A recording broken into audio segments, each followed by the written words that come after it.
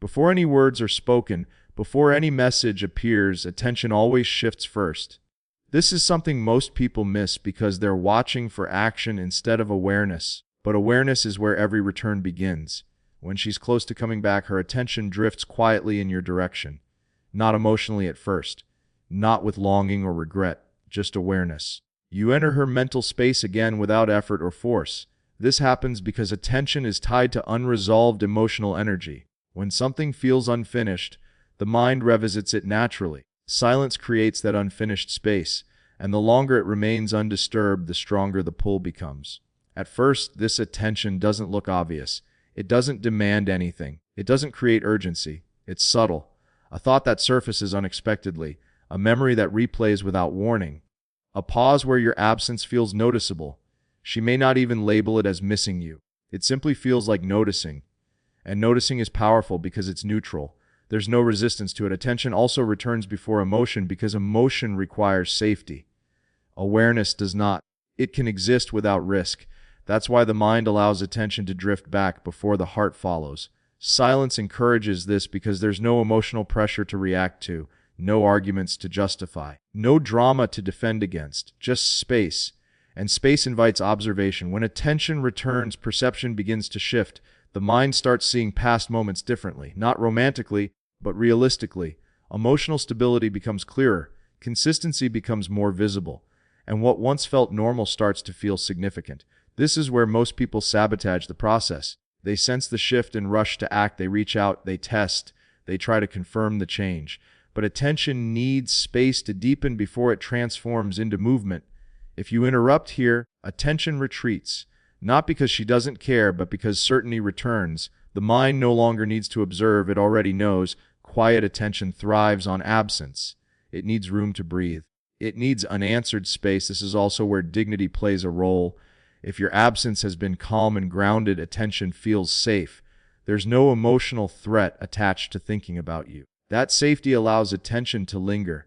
She may notice herself checking mentally, wondering casually, becoming more aware of your absence than before. These are signs of attention returning, not commitment. Attention is the doorway. Emotion comes later. Action comes last. This stage is fragile. It can't be forced. It can't be rushed. It can only be respected. When attention returns on its own, it's real. And when it's allowed to grow undisturbed, it naturally leads to what comes next. That's where every return truly begins. Once attention has returned, the next internal shift is subtle but critical. Certainty begins to dissolve. Certainty is what allowed her to emotionally place the past in a box and move forward without looking back.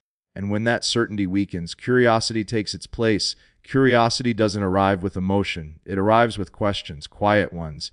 Questions she doesn't ask out loud and may not even consciously acknowledge at first. What changed? Why does this feel unfinished? Where does he stand now? These aren't signs of weakness. They're signs that the emotional narrative is no longer settled. Silence is what creates this opening.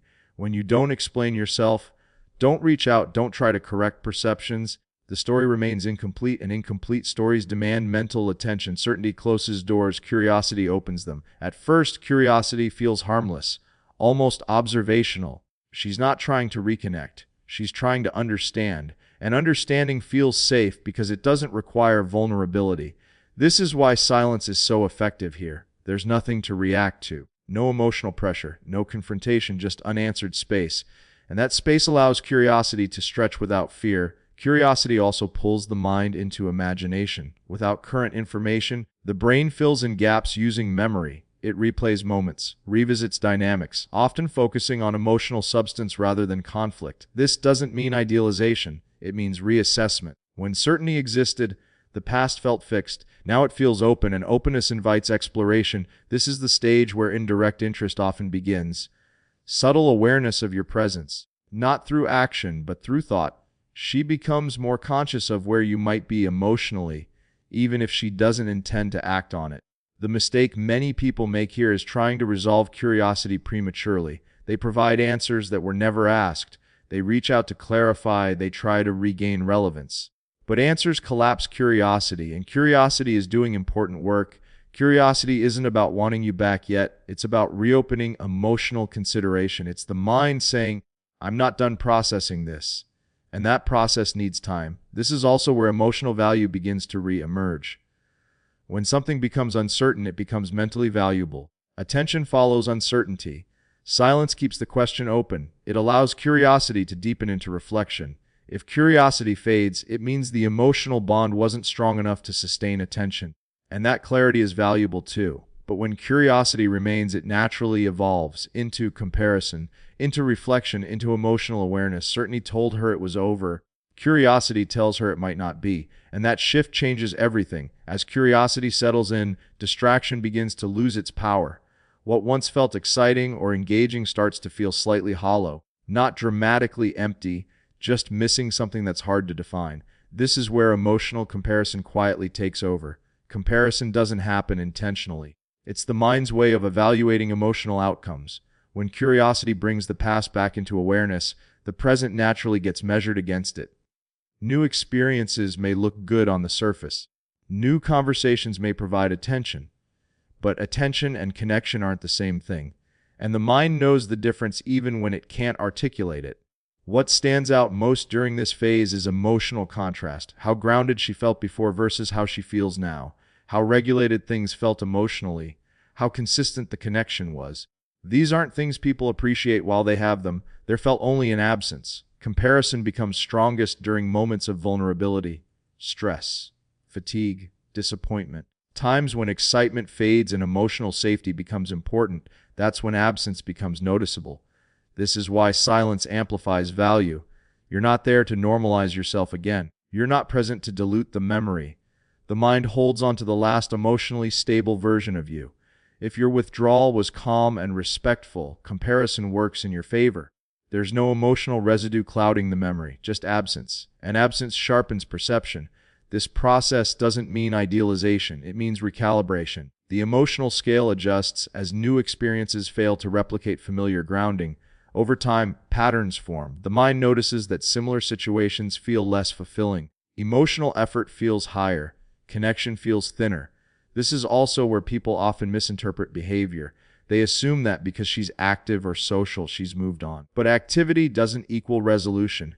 Comparison happens internally. The danger here is interruption. Reaching out collapses the contrast before the assessment completes. Presence makes everything ordinary again. Silence allows comparison to mature. It gives the mind repeated opportunities to notice what's missing. Eventually, the mind reaches a quiet understanding. Something meaningful had weight, not because of dramatic moments, but because of emotional consistency. Once comparison reframes value, perception shifts permanently. And perception is what determines whether movement happens next. As comparison reshapes perception, the emotional walls that once felt firm begin to soften. Not because of pressure, not because of longing, but because resistance becomes harder to justify. This is where reflection deepens and turns inward. She begins revisiting moments with more honesty, not through emotion, but through understanding. The mind stops defending past decisions and starts examining them, and when defenses drop, clarity rises. Reflection isn't about blaming herself or idealizing you. It's about reassessing meaning. Small moments gain new weight. Quiet consistency becomes more visible. Emotional stability stands out in ways it didn't before.